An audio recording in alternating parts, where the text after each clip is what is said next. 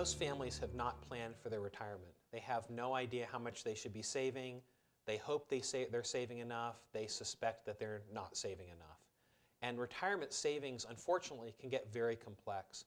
Even a very small change in your assumptions now makes a huge difference when you project it forward for retirement. As an example, I'm going to give you a very simple story problem today and show you how complex financial planning can be in order to plan for your retirement. The rule of thumb is for every 7 years that you fail to plan, you cut in half how much your retirement's going to be. So here's the story problem. Consider the following. Imagine you knew for certain that you would earn $60,000 for the next 2 years. And then the third year, we'll call that your retirement year, you'll be unemployed. And you wanted to equalize your standard of living in each of the 3 years. So you're going to earn $60,000, $60,000, and nothing. And you want an equal standard of living in all 3 years. How much would you spend the first year? Would it be A, $38,065, B, $38,632, C, $40,000, D, $48,000, E, $56,400, or F, $60,000? Even simple algebra can make financial planning intimidating. Those who enjoy math see the answer $40,000. The equation would be 2 times $60,000 divided by 3 equals $40,000. But as inflation keeps pushing expenses up, the buying power of a constant income goes down.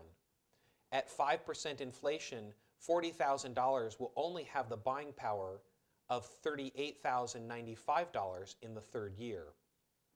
In our 3-year example, if we spend $40,000 each year, our buying power and therefore our standard of living will drop by the amount of inflation each year. Adjusting for inflation to keep our buying power constant, the 3-year spending amounts should go up by 5% each year. They should be $38,065, $39,968, and $41,967. So if you add the compounded inflation, the math grows more complex, and here's the formula for first-year spending. The first-year spending would be $38,065. But if we save over 1/3 of our salary the first year, we should invest that amount and earn interest. Investments that will be spent within the next 2 years should be invested in some secure, non-volatile investment.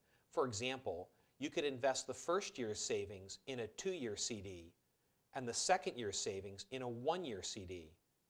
Assuming that a 2-year CD earns 3% and a 1-year CD earns 2.5%, you should be able to spend a little more of our income the first year, allowing that you've got something saved and growing for the second and third year. Long-term investments usually make more than inflation, but short-term investments often do not. Also, our inflation estimates of 5%, though it's a historical average, is higher than the actual inflation of the past few years and may be lower than what happens in the future. We're being conservative in order to maximize the chances that we'll achieve our goal of funding our third year. So adjusting for what our investments will gain, the equation grows even more complex. What our first-year savings will grow to, plus what our second-year savings will grow to, equals what we can spend in the third year. In algebra, here's what the equation looks like. Solving for x, we have the first-year spending at $38,632. That's a very complex formula for a very simple financial 3-year plan.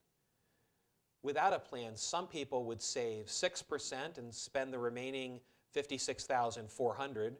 Others would save $1,000 a month and hope it will be enough because $1,000 a month sounds like a large amount. And those blind to their coming unemployment would spend the entire $60,000 each year and just hope for the best after they're laid off. Many retirement decisions are made blindly, hoping for the best. People assume, oh, I'll just work until I'm 80, or I'll die young and so it doesn't really matter, or, well, there's nothing I can do to cut back on my savings or my spending now and save more, so I just won't worry about it. But you owe it to yourself to maximize the opportunity of achieving your financial goals, and it's not something you can do by the seat of your pants. It requires some kind of planning, and then it requires an annual review.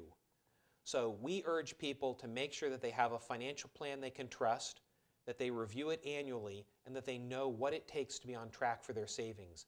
It is much better to have an increasing standard of living than one that goes through the bumps of up and down and has to be cut way back in retirement.